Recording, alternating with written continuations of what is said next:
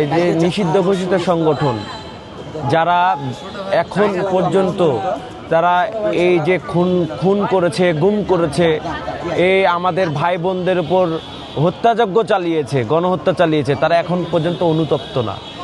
এখনও তাদের রক্ত শুকায়নি। যারা পঙ্গু হয়েছে তারা এখনো সুস্থ হয়ে ওঠেনি। আমরা দেখেন এই সরকার ক্ষমতায় আসার পর আইন করে তাদেরকে নিষিদ্ধ করা হয়েছে যে বাংলাদেশে খুনিদের ঠিকানা আর হবে না।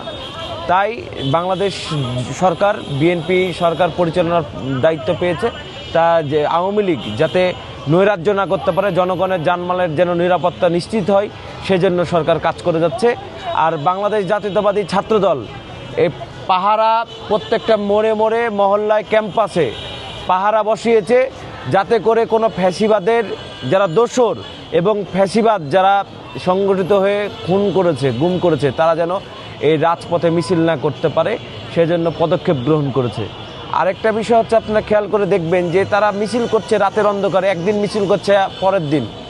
তো আমরা বলি বিএনপি এবং অঙ্গ সহযোগী সংগঠন ছাত্রদল, যুবদল এবং রাজপথে সক্রিয় আছে, কিন্তু একটি গোষ্ঠী দেখছি যারা গুপ্ত, তারা কিন্তু এখন পর্যন্ত আমাদের ভাই বোনদেরকে হত্যা করেছে 5 তারিখের পরে, যারা এখন পর্যন্ত গুপ্তভাবে রাজনীতি করছে, তারা কিন্তু এখনও ফ্যাসিবাদের বিরুদ্ধে সোচ্চার হয়নি, তারা একটা কর্মসূচিও দেয়নি।